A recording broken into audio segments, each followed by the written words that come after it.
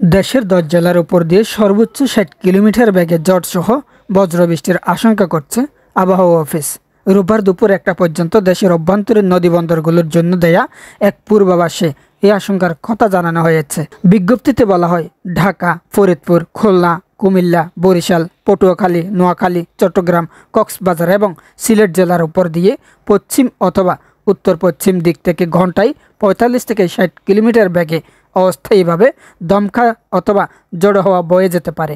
সেই সঙ্গে বৃষ্টি অথবা বজ্রসহ বৃষ্টি হতে পারে। তাই এসব এলাকার নদীবন্দরগুলোকে 1 নম্বর সতর্ক সংকেত দেখাতে বলা হয়েছে। এদিকে আবহাওয়া অফিসের অপর এক বিজ্ঞপ্তিতে বলা হয়েছে, পশ্চিমা লঘুচাপের বাড়তি অংশ পশ্চিমবঙ্গ থেকে উত্তর পশ্চিম বঙ্গোপসাগর পর্যন্ত বিস্তৃত রয়েছে।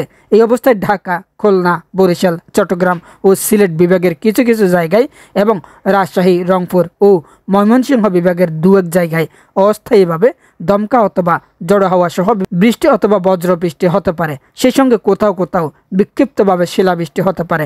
দেশের বিভিন্ন অঞ্চলে ঝড় বৃষ্টির এই প্রবণতা কয়েকদিন অব্যাহত থাকতে পারে বলে ধারণা করা হচ্ছে।